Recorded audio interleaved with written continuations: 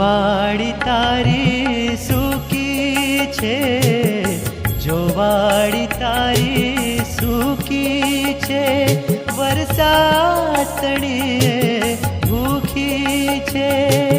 ઓ પરમેશ્વર, ઓ પરમેશ્વર, આત્માની વૃષ્ટિ તું ભારે આપજે. ઓ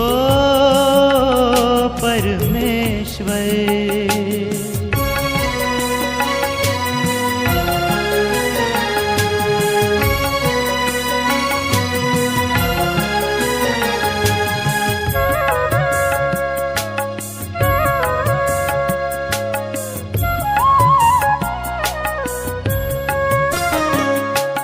જો બીજ વવાયા છે તેમાં, જો બીજ વવાયા છે તેમાં, ખોદાણ થયું છે પણ એમાં. ઓ પરમેશ્વર, ઓ પરમેશ્વર, આત્માની વૃષ્ટિ તું ભારે આપજે. ઓ પરમેશ્વર,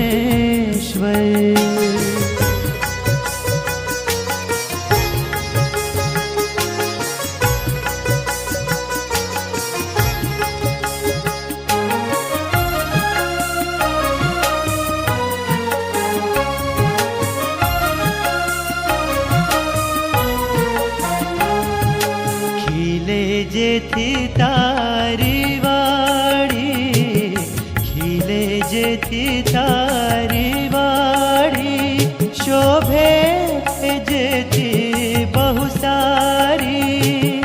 ઓ પરમેશ્વર, ઓ પરમેશ્વર, આત્માની વૃષ્ટિ તું ભારે આપજે.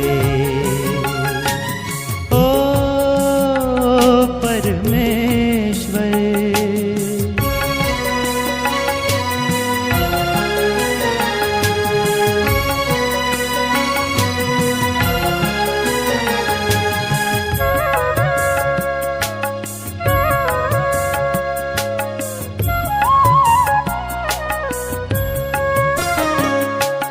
ફળવાન થઈ રોપા તારા, ફળવાન થઈ રોપા તારા, ઉપજાવે ફળ મીઠા સારા. ઓ પરમેશ્વર, ઓ પરમેશ્વર, આત્માની વૃષ્ટિ તું ભારે આપજે. ઓ પરમેશ્વર,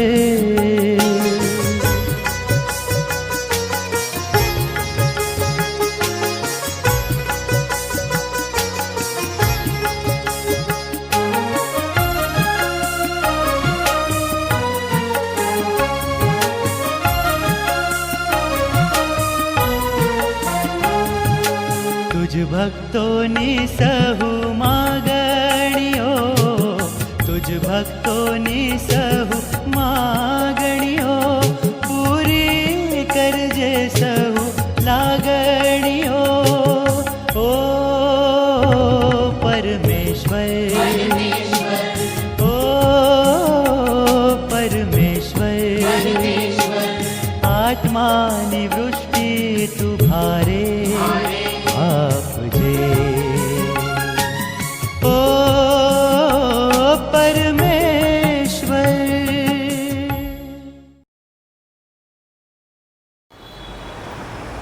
આવો આ રાત્રે બાઇબલ અભ્યાસ સંગતની આપણે શરૂઆત કરીએ. ગુજરાત, ભારત અને દેશ પરદેશમાં વસતા વાલા ભાઈ બહેનોને પ્રભુ ઈસુ ખ્રિસ્તના નામમાં આ રાત્રિની બાઇબલ અભ્યાસની સંગતમાં આવકાર કરતા પ્રેમી સલામ પાઠવું છું.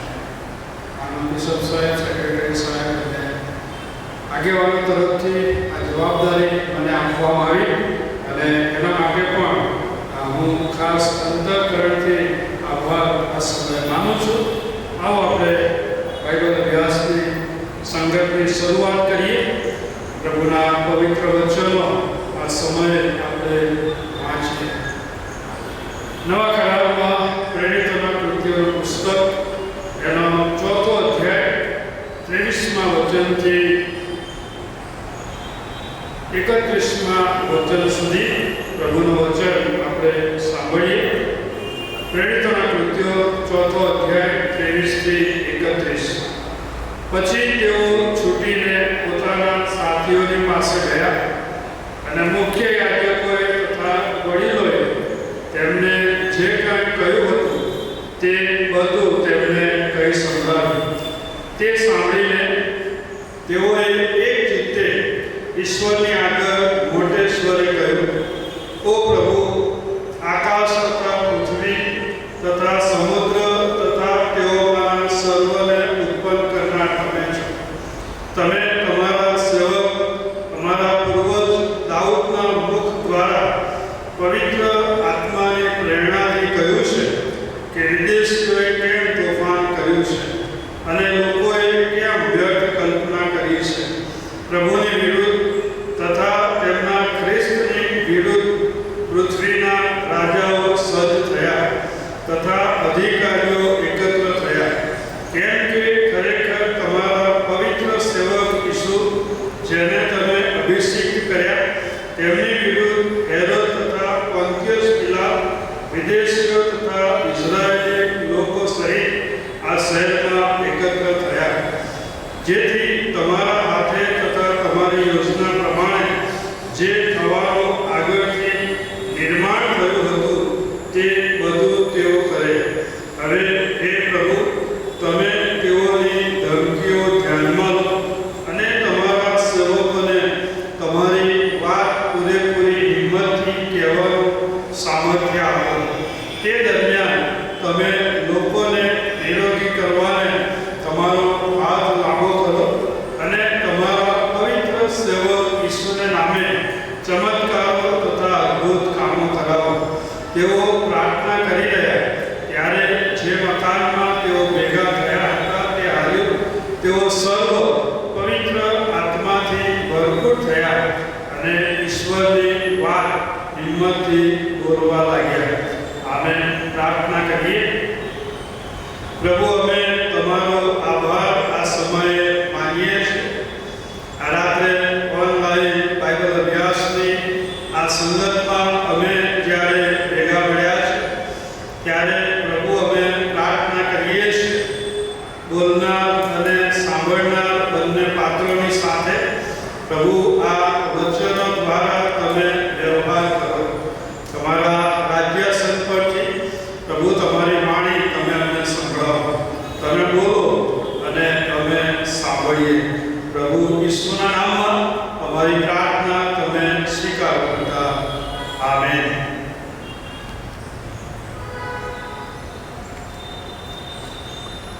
જે શાસ્ત્ર ભાગ આપણે વાંચ્યો અને એ શાસ્ત્ર ભાગમાંથી આજે રાત્રે પ્રાર્થનાના સંબંધમાં પ્રભુના બાળકો તરીકે આપણે વિચાર કરવા માંગીએ છીએ.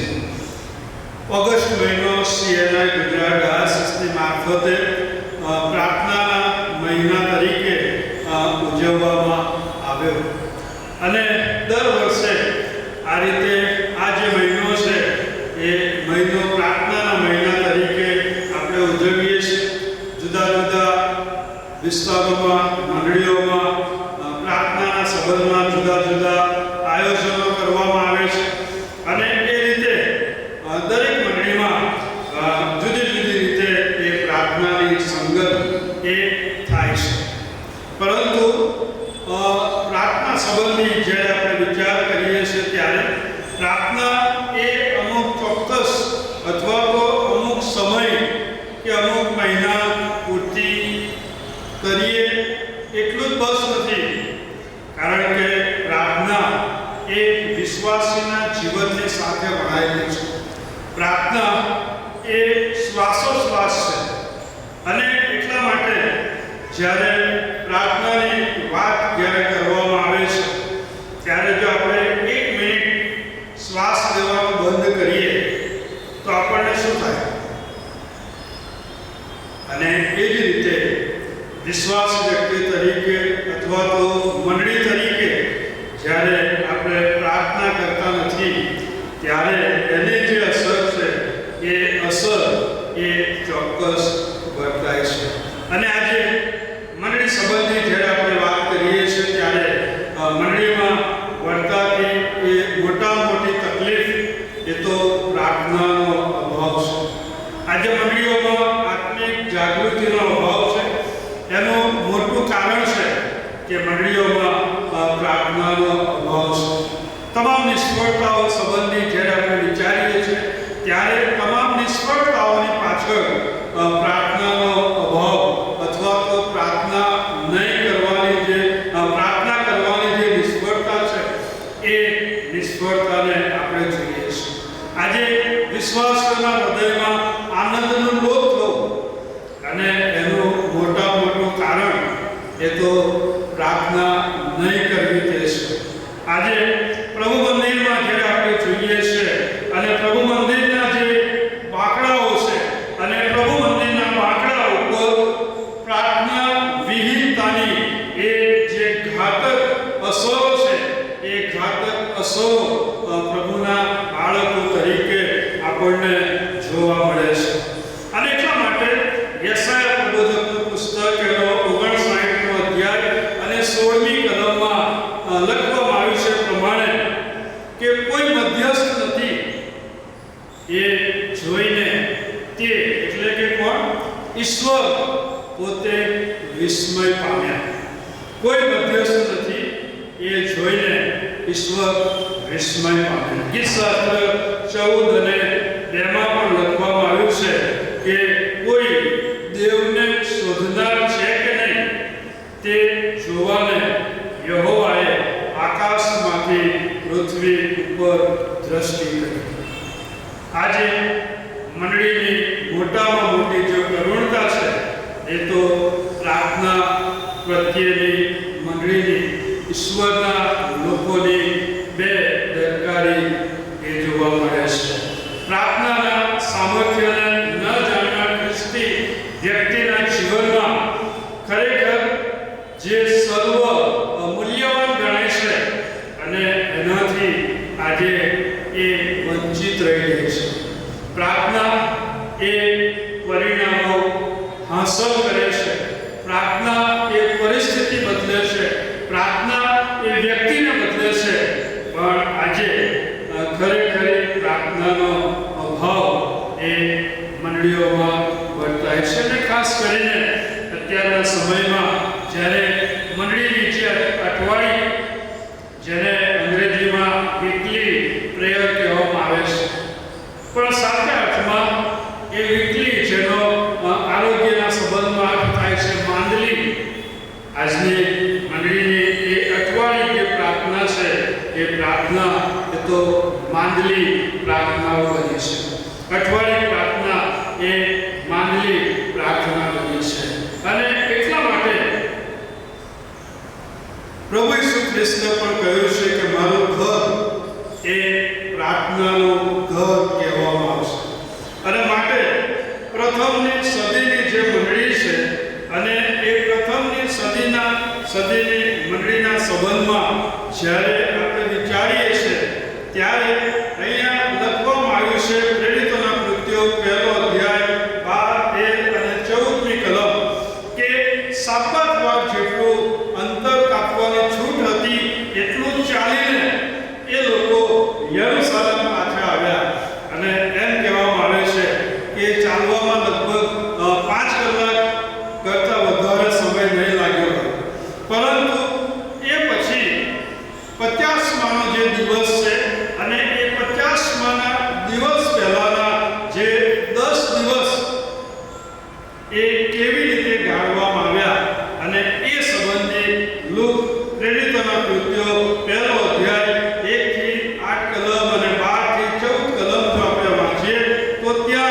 સંબંધે લખવામાં આવ્યું છે.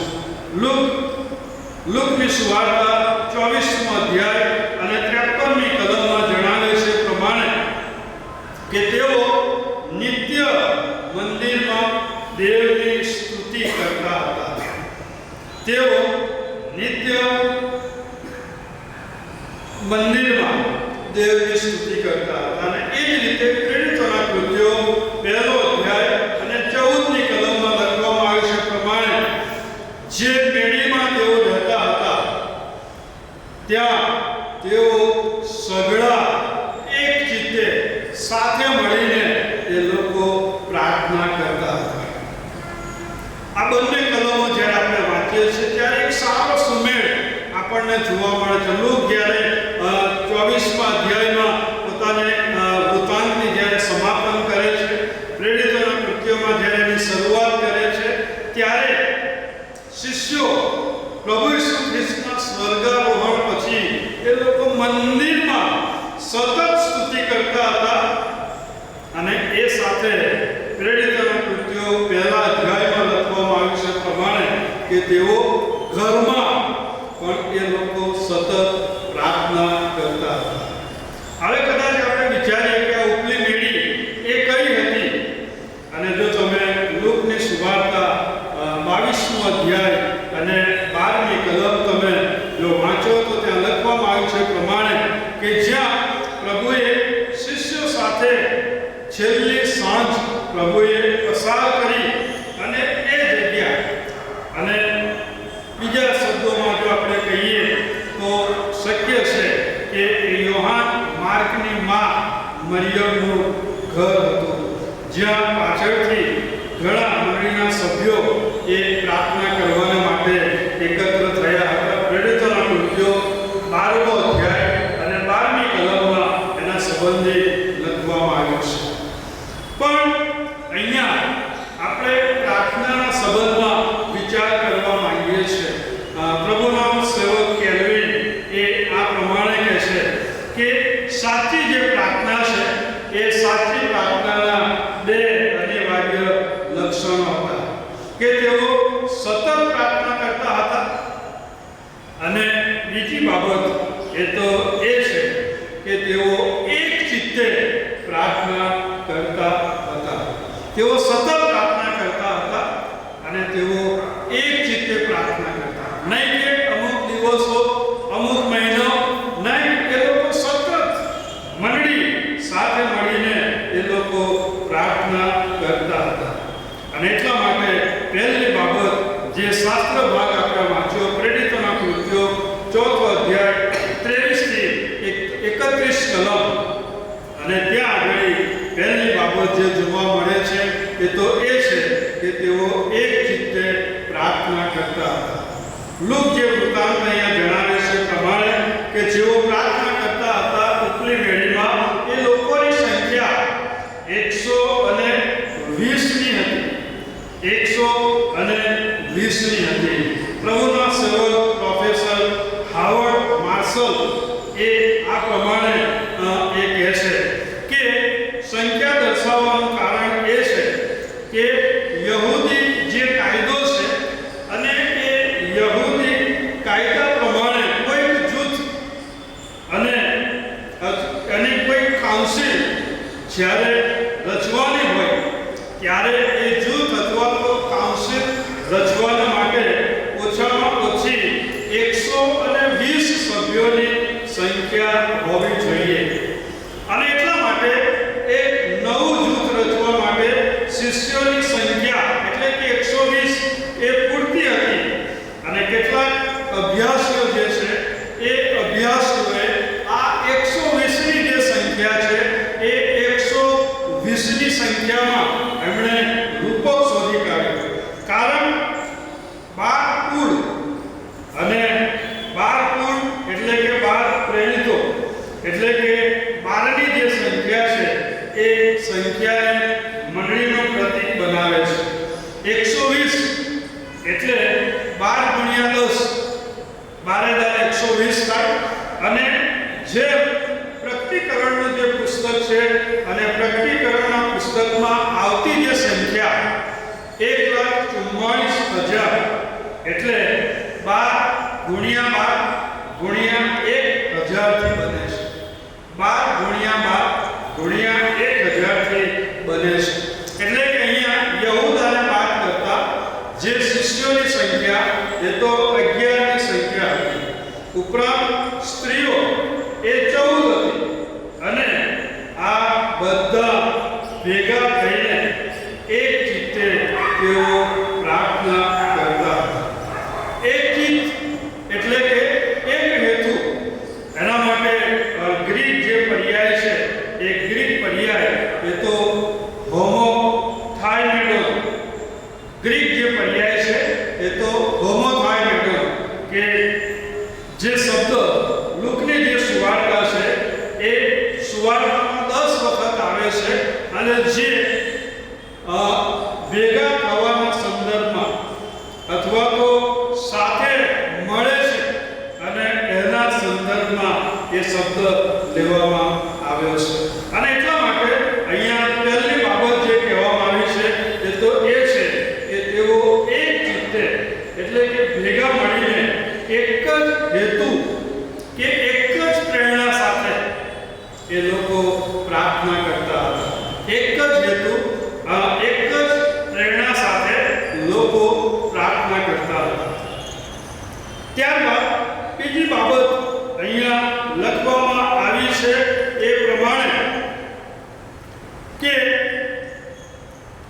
આ જે લોકો છે એ લોકો હિંમતના માટે એ લોકો પ્રાર્થના કરતા હતા. પ્રેરિતોના કૃત્યો 1લો અધ્યાય 12 થી 14 જે કલમ છે એ કલમમાં બીજી બાબત જે લખવામાં આવી છે કે તેઓ આગ્રહથી હઠેથી એ લોકો પ્રાર્થના કરતા હતા.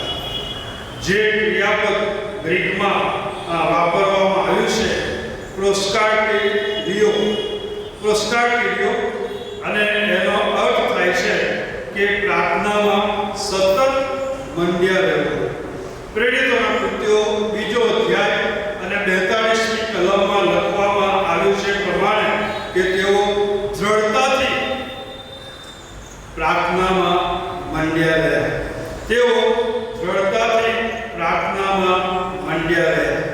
અને જે શિષ્યોએ પ્રાર્થના અને બોધ આપવાને અગ્રતા આપવાનો નિર્ણય કર્યો એમના માટે આ જે શબ્દ છે એ શબ્દ વાપરવામાં આવ્યો છે. અને માટે રોમનોનો પત્ર એના 12મો અધ્યાય અને 12મી કલમ આપણે વાંચીએ છીએ તો ત્યાં આગળ લખવામાં આવ્યું છે કે પ્રાર્થનામાં લાગ્યો રહો. એ જ રીતે લુકની સુવાર્તા 18મો અધ્યાય અને 1લી કલમમાં પ્રભુ ઈસુ ખ્રિસ્ત પણ કહે છે કે સર્વદા પ્રાર્થના કરવી અને કાયર થવું નહીં. એ જ રીતે કોલોસ્યનો પત્ર એનો 4થો અધ્યાય અને 2જી કલમ ત્યાં આગળ લખવામાં આવ્યું છે કે ખંતથી પ્રાર્થનામાં મંડ્યા રહો. ખંતથી પ્રાર્થનામાં મંડ્યા રહો. અને આ ઐક્ય અને પ્રાર્થનામાં મંડ્યા રહેવું એનું કારણ એ તો પ્રભુ ઈસુ ખ્રિસ્તે શિષ્યો અને એ સમયે જે સ્ત્રીઓ અને જેઓ પ્રભુ ઈસુ ખ્રિસ્ત ઉપર વિશ્વાસ કરતા હતા એ લોકોને ઈસુનો આપેલો આદેશ હતો. અને પ્રભુ ઈસુ ખ્રિસ્તે આપેલું વચન હતું. પ્રેરિતોના કૃત્યો 1લો અધ્યાય 4થી 5મી અને 8મી કલમ. અને એટલા માટે ઈશ્વરે જે વચનો આપણને આપ્યા છે અને એ વચનોના લીધે પ્રાર્થના એ બિનજરૂરી બની જતી નથી. વિશ્વાસી વ્યક્તિ તરીકે મંડળી તરીકે પ્રાર્થના એ આપણા માટે હુકમ અને પ્રેરણા આપણને પૂરી પાડે છે.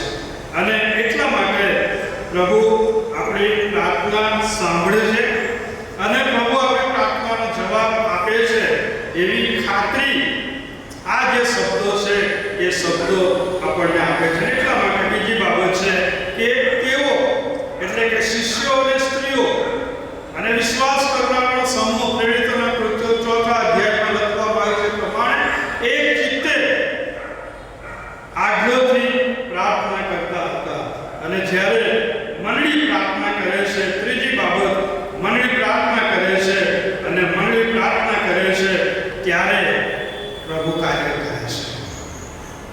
મંડળી પ્રાર્થના કરે છે ત્યારે પ્રભુ એ કાર્ય કરે છે. અને એટલા માટે કલમ 23 અને 24 પ્રેરિતોના કૃત્યો 4થો અધ્યાય 23 અને 24મી જે કલમ છે ત્યાં લખવામાં આવ્યું છે પ્રમાણે કે શિષ્યો એ પોતે જે કાંઈ બન્યું હતું એનો અહેવાલ આપે છે. અને 24મી કલમમાં લખ્યું છે પ્રમાણે કે આ બધું સાંભળીને એ લોકોએ એક ચિત્તે એ પ્રાર્થના કરી, એક ચિત્તે એ પ્રાર્થના કરી. અને જ્યારે મંડળી એ સાક્ષી આપવામાં હિંમતવાન બનીને જ્યારે આગળ વધે છે ત્યારે પ્રથમની સદીની મંડળીમાં આપણે જોઈએ છે કે એ મંડળી એટલી હિંમતથી એ પ્રાર્થના પણ કરે છે. અને જ્યારે મંડળી એ પ્રાર્થના કરે છે ત્યારે તેઓના મન એ ઈશ્વરના સર્વસત્તાધીશપણાથી ભરાઈ જાય છે. અને એટલા માટે એ સમયનો વિરોધ સાનહેદ્રિન અને સાનહેદ્રિનની જે ચેતવણીઓ અહીંયા લખ્યું છે પ્રમાણે એમની જે ધમકીઓ છે, એમની જે મનાઈઓ જે ફરમાવવામાં આવી, મંડળી અને શિષ્યો અને જે વિશ્વાસીઓ છે એ વિશ્વાસોનું જે ચૂપ કરી દેવાનો જે પ્રયત્ન કરે છે, પણ માણસોના જે હુકમો છે એ માણસોના હુકમો એ ઈશ્વરના જે ન્યાય જે ફરમાનો છે એ ફરમાનોને ઊંધા વાળી શકે છે. અને એટલા માટે દાનિયેલના પુસ્તકમાં 6થા અધ્યાયમાં આપણે જોઈએ છીએ. દાનિયેલનું પુસ્તક એના 6થા અધ્યાયમાં દાનિયેલના સંબંધમાં લખવામાં આવ્યું છે કે રાજાનો હુકમ હતો અને એ મનાય હુકમ ઉપર સહી કરવામાં આવી હતી. પરિસ્થિતિ એની સામે હતી, છતાં પણ દાનિયેલ ઈશ્વર ઉપર વિશ્વાસ રાખીને ત્યાં લખ્યું છે પ્રમાણે કે જેમ કરતો હતો તેમ દિવસમાં 3 વાર એ યરૂશાલેમ મંદિર તરફ પોતાના ઘરની રૂમની બારીઓ ખોલી મૂકીને એને પ્રાર્થના કરતો હતો. અને એ પ્રમાણે એને પ્રાર્થના કરી, એ પ્રમાણે એને પ્રાર્થના કરી. અને આપણે જોઈએ છીએ પરિસ્થિતિ દાનિયેલની સામે આવે છે, પણ એ પ્રાર્થના એ સિંહોના મોં પણ બંધ કરી દે છે.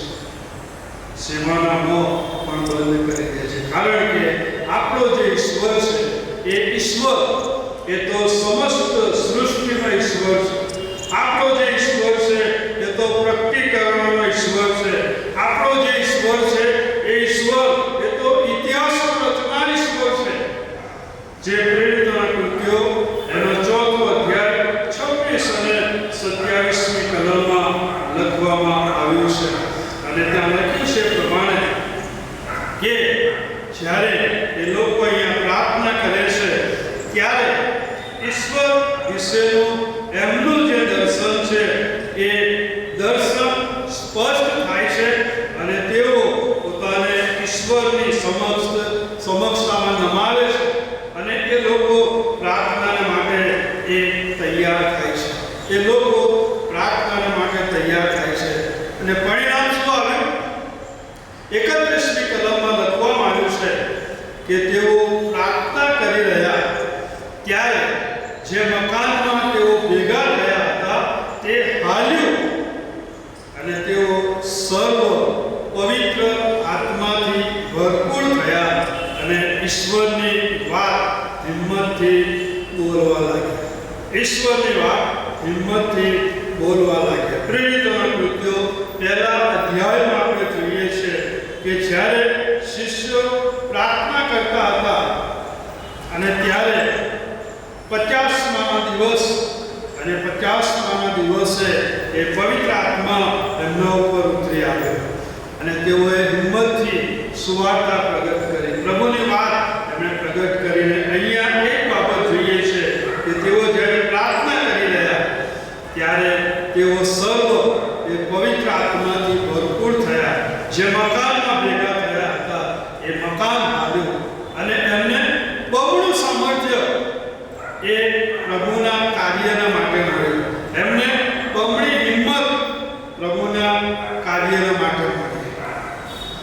વાલાઓ, આજે પ્રભુના બાળકો તરીકે મંડળીના સંબંધમાં પણ એ જ બાબત એટલી સાચી છે.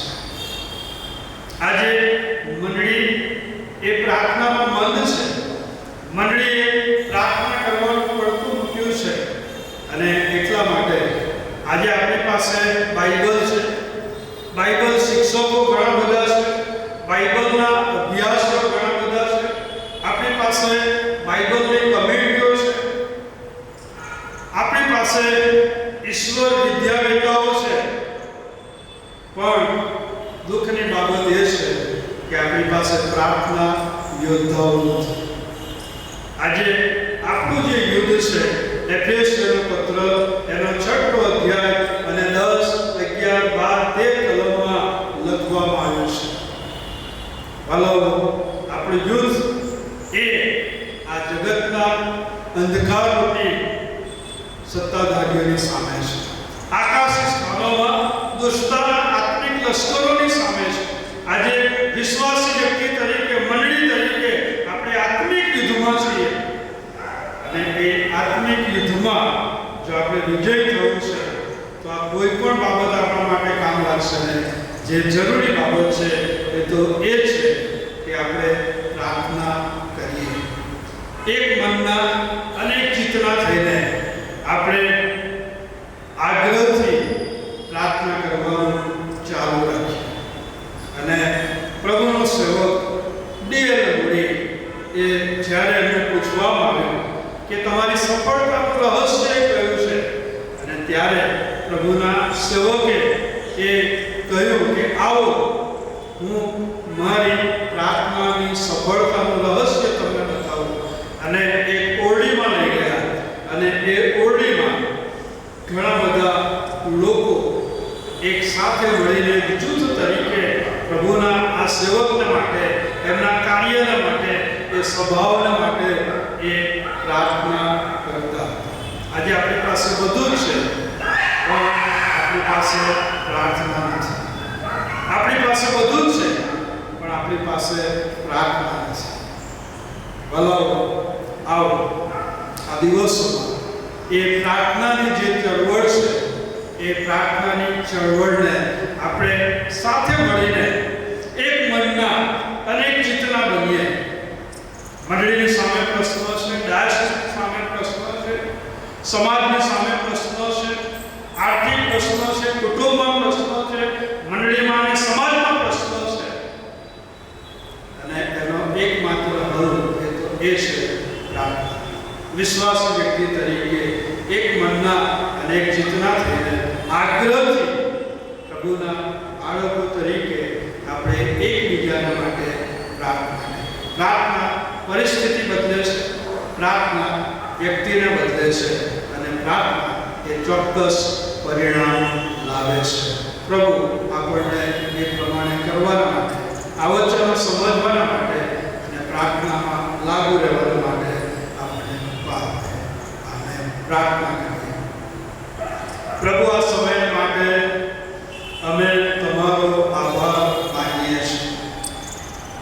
પ્રભુ, આજે મારા વ્યક્તિગત જીવન, મારા કૌટુંબિક જીવનમાં, મંડળીના જીવનમાં અમે જ્યારે દ્રષ્ટિ કરીએ છીએ ત્યારે પ્રભુ અમે પ્રાર્થના કરવાનું પડતું હોય છે. પરિણામે આજે ઘણી બધી સમસ્યાઓ છે, ઘણા બધા પ્રશ્નો છે. પ્રથમની સદીની મંડળી એક મનના અને એક ચિત્તના થઈને તેઓ પ્રાર્થના કરતા. પ્રથમની સદીની મંડળી એ દરેક પરિસ્થિતિમાં આગ્રહથી પ્રાર્થના કરતી હતી અને પ્રભુ અચાનક પરિણામ એ લોકો પ્રાપ્ત કર્યા. પ્રભુ, આજે મંડળી તરીકે, તમારા લોકો તરીકે પ્રભુ એ પ્રાર્થના કરવાનું અમે પડતો નથી છે. યાકૂબ 4:17 તમારું વચન કહે છે કે જે ભલું કરી જાણે છે પણ કરતો નથી તેને પાપ લાગે છે. પ્રાર્થના વિહીનતાનું પાપ પ્રભુ આજે અમારા જીવનમાં છે. મંડળી તરીકે અમે તમારી આગળ આવ્યા છે. પ્રભુ, અમે માફી માંગીએ છીએ. પ્રભુ, અમે પ્રાર્થના કરવાનો પડતો મૂકીએ. આ દિવસોમાં એક મનના અને એક ચિત્તના બનીએ, આગ્રહથી અમે પ્રાર્થના કરીએ અને પ્રાર્થના સાથે અમે પ્રભુ એ દરેક બાબતોમાં આગળ વધીએ માટે તમારી મદદ કરો. પ્રભુ ઈસુના નામમાં મારી પ્રાર્થના તમે સ્વીકારો. આમેન.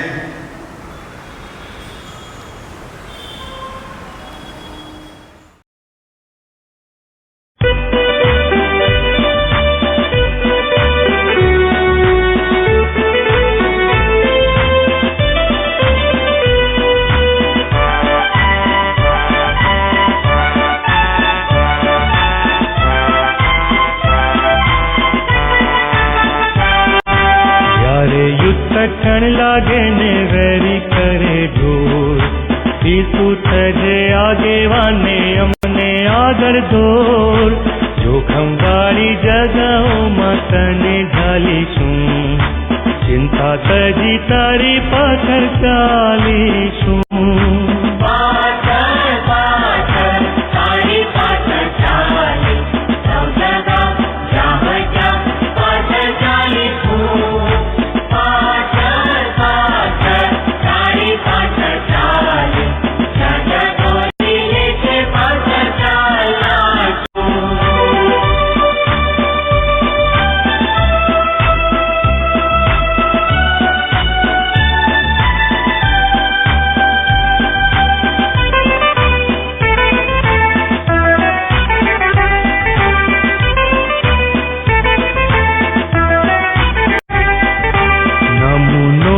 આપ્યો અમને ભારે કચવેથી, માટે જે તું કહે છે તે કરીશું ખુશીથી.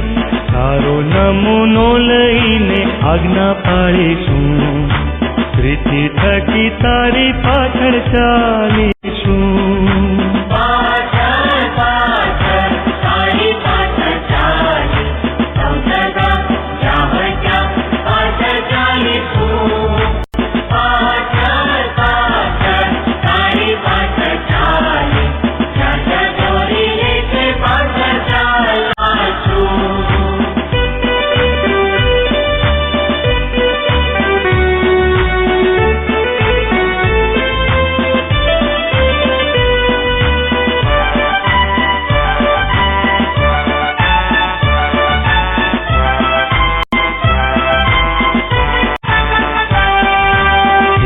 મોની પ્રીતિ અમે કરવાના નથી, કામ મારું જોઈ બીજા પુરુષે શાહેદી.